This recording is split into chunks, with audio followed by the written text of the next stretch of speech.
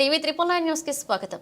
కర్నూలు జిల్లా ఓరవకల్లు మండలంలో జరిగిన Shirdi electric limited quartz mining అనుమతుల కొరకు జరిగిన పర్యావరణ ప్రజాభిప్రాయ సేకరణలో ప్రముఖ పర్యావరణవేత్త షేక్ ఇమాంబి మాట్లాడుతూ పర్యావరణానికి ఎలాంటి హాని జరగకుండా ధ్వని, జల, వాయు కాలుష్యం కాకుండా గ్రీనరీని డెవలప్ చేస్తూ సాంకేతిక పరిజ్ఞానాన్ని ఉపయోగించి కాలుష్యాన్ని తగ్గించాలని, ప్రభావిత గ్రామాలు సమస్యలను పరిష్కరిస్తూ గ్రామాలను అభివృద్ధి చేస్తూ యాజమాన్యం అభివృద్ధి చెందుతూ గని కార్యక్రమాలు కొనసాగించుకోవాలని సూచించారు.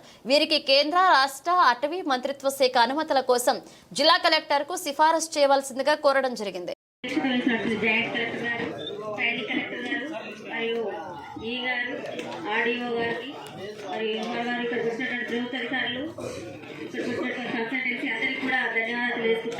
అట్లే యాజమాన్యం వారికి కూడా ప్రత్యేకమైన ధన్యవాదాలు తెలియజేసుకుంటున్నాను. మామూలుగా ఇండస్ట్రీస్ రావడం వల్ల కానీ, మైండ్స్ రావడం వల్ల కానీ అభివృద్ధి అనేది జరుగుతుంది, అది వాస్తవం. అభివృద్ధితో పాటు కొంత ఇబ్బందికరమైనటువంటి అంశం కూడా ఉంది. ఏంటంటే పొల్యూషన్ ఏర్పడుతుంది. అట్లే గ్రామస్తులకి కొంత సమస్యలు కూడా తలెత్తేటువంటి అవకాశం ఉంది. కాబట్టి ఈ మైండ్స్ వల్ల ఏం సమస్యలు తలెత్తుంటే పర్యావరణానికి సంబంధించిన సమస్యలు ఏంటి అంటే ధ్వని కాలుష్యం వస్తుంది, తర్వాత జల కాలుష్యం వస్తుంది, వాయు కాలుష్యం ముఖ్యంగా వస్తుంది. అట్లే చుట్టుపక్కల ఉన్నటువంటి గ్రామస్తులు చెప్పారు, ఇప్పుడు పంట నష్టం జరుగుతుంది, ఇక్కడ రైతులు ఉంటారు కాబట్టి వాళ్ళకి పంట నష్టం జరుగుతుంది, పంటలకు వచ్చేటువంటి కాలువ ద్వారా వచ్చేటువంటి జల కాలుష్యం జరుగుతుంది. కాబట్టి యాజమాన్యం వారు అలాంటివి జరగకుండా గ్రామస్తుల యొక్క సహకారంతో గ్రామస్తులు ఇప్పుడైతే తెలియజేసినటువంటి అంశాలు ఏమున్నాయో ఆ అంశాలను దృష్టిలో పెట్టుకొని వాళ్ళ సమస్యల్ని పరిష్కరించుకుంటూ వాళ్ళతో సమన్వయంతో ముందుకు వెళ్తూ ఆ గ్రామాన్ని అభివృద్ధి చేసుకుంటూ వాళ్ళు కూడా అభివృద్ధి చెందుకుంటూ ముందుకెళ్తే ఈ ప్రాంతం అభివృద్ధి చెందుతుంది, వాళ్ళు కూడా ముందుకెళ్తారు. కాబట్టి యాజమాన్యం వారు అలాంటి దృష్టి తీసుకొని ముందుకు సాగాలని చెప్పేసి నా యొక్క అభిప్రాయాన్ని తెలియజేసుకుంటున్నారు. ఆ మొక్కలకి నాటడంతో పాటు వాటిని పోషించే బాధ్యతలు కూడా గ్రామస్తులకు ఇస్తే వాళ్ళకు ఉపాధి కల్పించినట్లు అవుతుంది. తర్వాత గ్రామస్తులకి అవకాశాలు ఉంటాయి కాబట్టి అట్లా తీసుకుంటే బాగుంటుందని చెప్పేసి తెలియజేసుకుంటారు. అట్లే శబ్ద కాలుష్యం, ఇక్కడ ప్లాస్టింగ్ జరగడం అని చెప్పేసి తెలియజేయడం జరిగింది.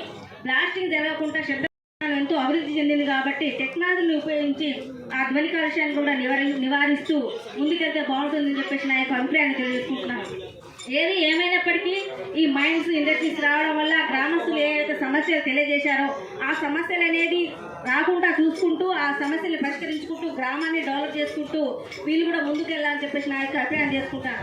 ముఖ్యంగా స్థానికంగా ఉన్న వాళ్ళకి ఉపాధి అవకాశాలు కల్పించాలని చెప్పేసి ఎక్కడైనా సరే మేము అనేక మీటింగ్లో చెప్తున్నాము. ఎక్కువగా ఇక్కడ కూడా కర్నూలు జిల్లాలో కూడా ఉన్నటువంటి మైండ్స్లో కూడా మేము తెలియజేయడం జరిగింది. ఎక్కువగా వాళ్ళకే ప్రాధాన్యత ఇవ్వాలని చెప్పేసి స్కిల్స్ లేకపోతే స్కిల్ డెవలప్మెంట్ ప్రోగ్రామ్ పెట్టి మీకు ఏ స్కిల్స్ అవసరం ఉన్నాయో ఆ స్కిల్స్ని వాళ్ళకి పెంపొందింపజేసి మీ మైండ్స్లో తీసుకుంటే బాగుంటుందని చెప్పేసి తెలియజేసుకుంటూ వీరికి ఎంఓఎఫ్సిసి యొక్క సిఫార్సులు చేయాల్సిందిగా కోరుతూ నాకు ఈ అవకాశం ఇచ్చినందుకు ధన్యవాదాలు చేసుకుంటున్నాను. నేను ఒక ఎన్విరాన్మెంటిస్ట్గా నిర్వహిస్తున్నటువంటి షిరిడి సాయి క్వార్ట్స్ మైన్ సంబంధించినటువంటి పర్యావరణ ప్రజాభిప్రాయ సేకరణ కార్యక్రమంలో పాల్గొనడం జరిగింది. ముందుగా వేదిక మీద పెద్దలు అడిషనల్ కలెక్టర్ గారు, అదేవిధంగా ట్రైనింగ్ కలెక్టర్ గారు, ఎన్విరాన్మెంట్ ఇంజనీర్ గారు, ఈ యొక్క కార్యక్రమానికి వచ్చినటువంటి ఈ చుట్టుపక్కల వచ్చినటువంటి అనేక ఈ యొక్క ఓరవకల్లు గ్రామ పంచాయతీ పరిధిలో నిర్వహిస్తున్నటువంటి ఈ యొక్క పర్యావరణ ప్రజాభిప్రాయ సేకరణలో నడుస్తుందా నడవదా అనేటువంటి డౌట్ తోటి ఈ యొక్క కార్యక్రమం చేస్తున్నాం. కారణం ఏంటంటే పర్యావరణమే. ఇవాళ పర్యావరణాన్ని ప్రపంచవ్యాప్తంగా ధ్వంసం చేయడం పుణ్యాన వస్తే అతివృష్టి, లేకపోతే అనావృష్టి. వస్తేనేమో వరుసగా 10 సంవత్సరాల పాటు కరువు కాటకాలు వచ్చి చుక్క నీరు పడకపోవడం, వస్తేనేమో ధారాళమైనటువంటి వర్షం వచ్చి ఉన్నటువంటి ఇండ్లని కొట్టకపోయేటువంటి పరిస్థితి ఈరోజు ప్రపంచవ్యాప్తంగా వస్తుంది.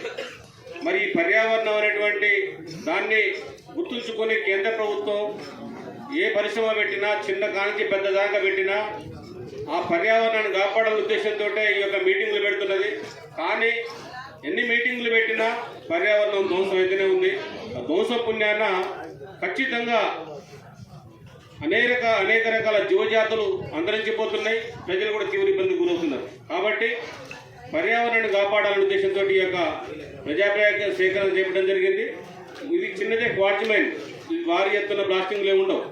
ఏదున్నా ఏమవుతుందనంటే ఈ మీటింగ్లప్పుడు మేము అన్ని రకాలైనటువంటి వసతులు సమకూరుస్తాం, మొక్కలు నాటుతాం, ఇంత గ్రీన్ బెల్ట్ అని చెప్పేసి పెంచుదాం అని చెప్పేసి మన నివేదికలు ఇస్తున్నారు.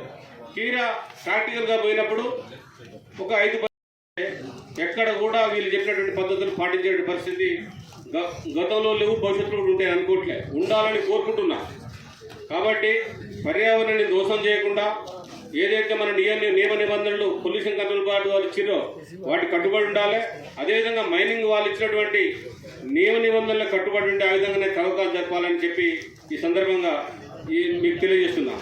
అదేవిధంగా సరే చిన్న పరిశ్రమ పెద్ద పరిశ్రమ సరే షిరిడి సాయి వాళ్ళు చాలా పెద్ద ఇన్స్టిట్యూట్ వాళ్ళది ఈ పరిశ్రమ ముందుకు వచ్చింది. ఈ ముందుకు వచ్చిన సందర్భంలో ఏమవుతుందంటే అసలు స్థానికులకు మనం ఎంతమంది అవకాశం కల్పిస్తున్నాం, గతంలో ఉన్న వాళ్ళు ఎంతమందికి ఇచ్చారు. మరి వాస్తవానికి నేను తెలంగాణ నుంచి వచ్చాను ఇక్కడికి. తెలంగాణలో ఉన్నటువంటి అన్ని పరిశ్రమల్లో ఆంధ్ర వాళ్ళు ఉద్యోగాలు చేస్తున్నారు, ఇక్కడ కూడా ఒరిస్సా వాళ్ళు ఛత్తీస్గఢ్లో చేస్తున్నారు. ఇక్కడ స్థానికులకు ఏ ఇండస్ట్రీలో కూడా అవకాశాలు ఇవ్వడం అనేది జరగట్లే. కానీ అది ఖచ్చితంగా మ్యాండేటరీగా పెట్టి 85-90% స్థానికులకు ఉద్యోగ అవకాశాలు ఇవ్వాలనేటువంటిది మేము ప్రధానంగా డిమాండ్ చేస్తాం. స్థానికులకు ఉద్యోగాలు లేనితో పాటు మినరల్ ఫండ్ సరే ఇవాళ క్వార్టర్మెన్ రేపు ఖచ్చితంగా సరే అవకాశాలు బాగుండి రేపు పర్మిషన్ వస్తే మైనింగ్ తవ్వకాలు జరుపుతారు. దీని ద్వారా మినరల్ ఫండ్ ప్రభుత్వాన్ని కడుతున్నారు.